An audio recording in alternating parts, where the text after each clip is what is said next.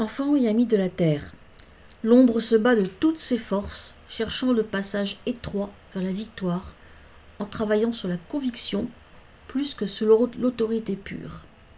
Vous expérimentez des énergies qui, pour la plupart d'entre vous, sont tout à fait neuves, bien qu'aussi anciennes que votre monde. Vous expérimentez la propagande, maîtrisée et répandue comme un trait de poison par le biais de votre réseau. Vous expérimentez l'enfermement par vos propres soins et sans violence, en actionnant le levier de la matière. Vous expérimentez la privation sensorielle en vous plongeant dans un confinement sans fin qui ne veut pas s'appeler ainsi. Et chacun de ces outils est d'autant plus redoutable qu'on ne le nomme pas. Nommer, c'est connaître, et la connaissance, c'est le début de la rédemption. Les citoyens de ce monde ont été privés de vaccinations disponibles pour mieux l'attendre et la réclamer via le chantage au retour de ce qui est pour vous la normalité. Désormais, la plus grande partie d'entre vous baisse la tête et se soumet à toute fin de retrouver cette vie d'avant pour ce qu'elle avait de rassurant et connu. Sachez que la révolte ne passe pas nécessairement par la guerre, qui viendra aussi en son heure, hélas, pas si lointaine.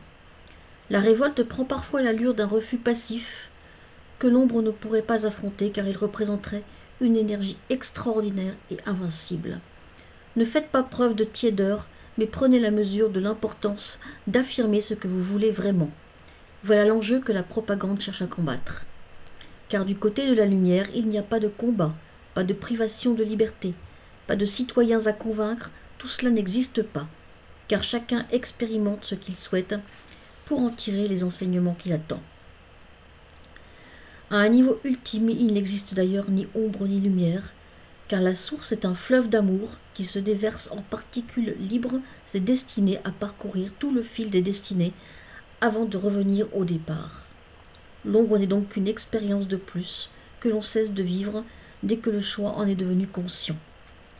Vous expérimentez un champ de conscience en évolution. Cette évolution s'appelle la révélation de tout ce qui est et vous n'en êtes qu'au début d'un processus qui durera tout le temps nécessaire à chacun pour trouver son propre chemin.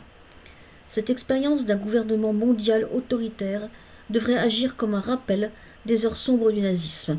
Prenez cela comme une sorte de vaccin contre l'ombre, comme un révélateur de conscience. Hélas, seule une petite portion d'humain incarné, entendez dans ce mot la valeur de l'expérience, se libère à chaque salve. Et chaque tête qui ploie est une victoire, même si très momentanée, de l'ombre qui compte ses profits. Le vaccin, avant même d'être un produit chimique vivant, destiné à avoir des effets indélébiles, est une épreuve de force, vous diriez un bras de fer, contre ceux ou celles qui lèvent encore le poing en réclamant leur libération. Nous veillons à ce que tous ceux et celles qui n'en veulent réellement pas en soient indemnes. Mais nous ne pouvons aider ceux et celles qui sont prêts à tout accepter pour recouvrer une normalité illusoire et définitivement positionnée dans l'histoire. Ce que nous voulons vous dire, c'est d'abord que cette normalité n'a jamais été si normale que cela, car une minorité vit dans une sorte de confort attrayant, en échange le plus souvent d'un travail effectué sans joie et sans motivation, tandis qu'une majorité d'humains doit se bagarrer pour obtenir le minimum de conditions de survie. Ce sont là aussi deux formes d'expérience, et la seconde est à tout point de vue plus opérationnelle, chassant la tiédeur, activant une forme de conscience aiguë qui hâte le trajet du retour. De tout temps, la facilité a toujours moins porté de bons fruits que l'expérience de la limitation matérielle. Le progrès économique et technologique n'a donc concerné qu'une poussière d'humanité, tandis que le reste doit parfois cueillir dans la boue les fleurs noires de vos bouquets. Alors n'espérez pas cette normalité. Dans le monde libéré qui viendra demain, tout sera possible et il ne vous sera plus nécessaire de manger une pizza ou de rouler dans un bolide pour avoir le sentiment d'exister. Le bonheur extatique du partage et du contact avec vos frères et vos sœurs d'expérience sera d'une telle félicité que votre début du XXIe siècle ressemblera au Moyen Âge. Et les 10 années qui suivent à de la barbarie. Il n'est donc pas obligatoire, ni même possible en fait, de retrouver cette normalité qui a fait son temps et qui, vue depuis le toit de l'univers, est notoirement injuste et limitée. Pendant que l'un d'entre vous entre dans un bon restaurant pour se régaler entre amis, 10 terriens souffrent de solitude et de manque. Est-ce vraiment cela que vous souhaitez? La source a sonné la fin de la récréation et l'arrivée d'une nouvelle expérience que vous avez concrétisée sous la forme d'un virus, soit l'expérience de la peur, de l'autoritarisme, et pour certains de la résistance puis de la libération. Après quoi votre monde se scindra en deux, comme il l'a déjà fait, chaque groupe ayant pris ses décisions et repartant pour une nouvelle expérience. L'un d'entre eux expérimentera ce que vous appelez la nouvelle Terre, pour une vie terrestre allégée, et donc la principale activité sera de mesurer dans la matière la force de sa motivation, la puissance créatrice, l'enseignement de la connaissance, et par-dessus tout le développement d'un amour véritable. Nous veillons à ce que chaque humain qui le souhaite réellement accède à cette nouvelle terre, déjà présente dans l'énergie, au même titre que les paysages dévastés qui vont finir par se déployer dans l'ancien monde. Beaucoup d'épreuves vont adoucir, entendez raccourcir, cette époque de révélation. La guerre, la révolte de la terre elle-même, le désordre, puis le chaos. Chaque épreuve libérera un groupe d'élèves qui comprendront que l'expérience ne vit que grâce à l'énergie qu'on lui donne et qu'elle n'a rien de divin en elle, si ce n'est l'apprentissage et la liberté du choix des outils de l'apprenti. Notre travail de surveillant, en quelque sorte, consiste à s'assurer que vous êtes bien libre de vos décisions, et nous sommes dans les pas de chaque parcelle de lumière qui souhaite se libérer de cette forme d'enseignement. Nous savons que vous ne pouvez imaginer, que vous avez souhaité, à un moment donné, cela de la façon la plus volontaire qui soit, ce qui est en train de se passer, et ce n'est effectivement pas tout à fait le cas. Mais imaginez que votre âme se trouve entre deux vies, ou deux expériences, dans un immense centre commercial pour choisir ses futurs vêtements, repas, etc. Certains se disent que la violence est un outil ultra puissant, exactement comme un enfant le fait dans un jeu vidéo virtuel. D'autres pensent que l'amour, par l'expression d'une sexualité forte, est une étape indispensable. Quelques parcelles souhaitent vivre l'état de prince ou de roi pour y trouver l'abondance et l'amour des sujets, etc. Les annales énergétiques, qui consignent par écrit tout ce que vous vivez, sont si vastes qu'aucun livre ni moyen informatique ne pourrait les contenir. Voilà ce qui se passe lorsque vous avez fait un choix, un peu comme un enfant fait 3 vœux. Vous entrez dans la matière et expérimentez absolument toutes choses. Les vœux des uns s'accordent aux vœux des autres dans un gigantesque travail en équipe. La violence et la sexualité se rencontrent et se côtoient parfois, tout comme l'amour et l'abnégation, ou le roi et ses sujets. Puis, une fois l'expérience vécue de la façon la plus complète, vous nous revenez et en tirez les conclusions. C'est à ce moment que la loi du karma entre en jeu, comme toute loi de cause à effet. La génération qui vient au monde hérite de ce qu'ont construit ses parents, et ainsi de suite. Des centaines de milliers d'années plus tard, toutes ces énergies entrent en confrontation, chacune cherchant son propre territoire, en actionnant tous les leviers possibles pour convaincre le reste de la classe de les rejoindre. Vous en êtes très exactement là.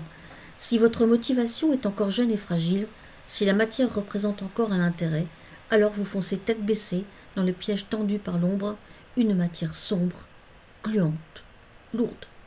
Nous vous invitons à ne pas céder aux sirènes de l'ombre. Divertissement, fausse abondance, fausse liberté, et surtout joie de l'ignorance.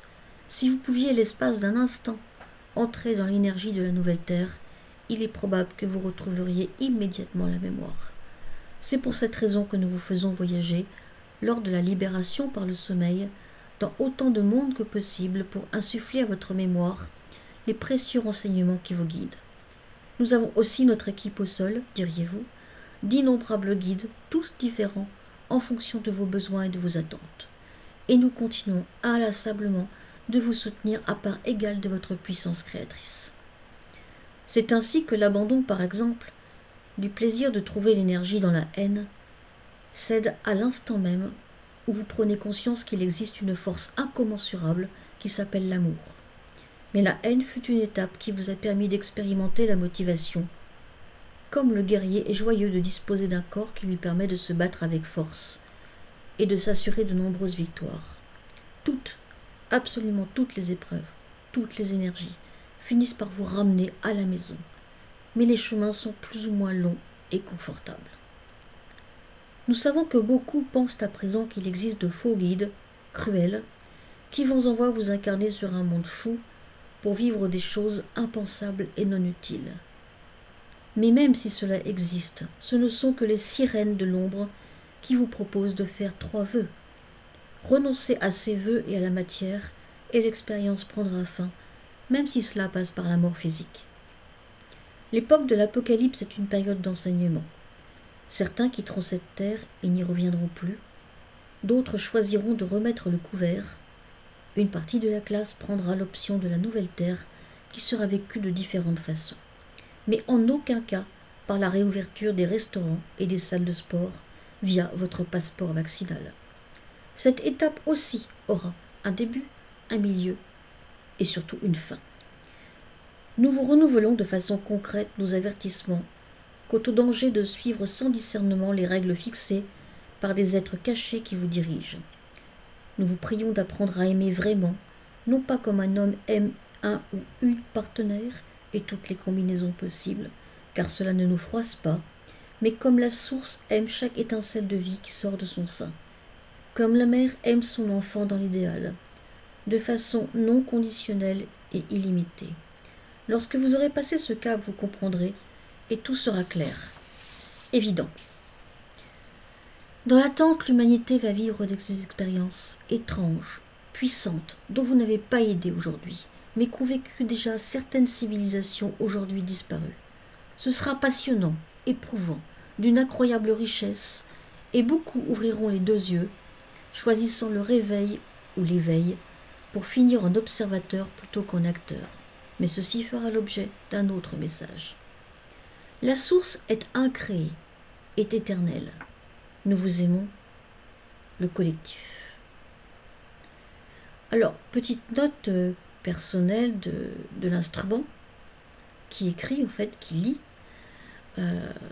ce message qui a été reçu très tôt ce matin et qui a été fait sous la forme d'un enregistrement verbal, mais relativement incompréhensible.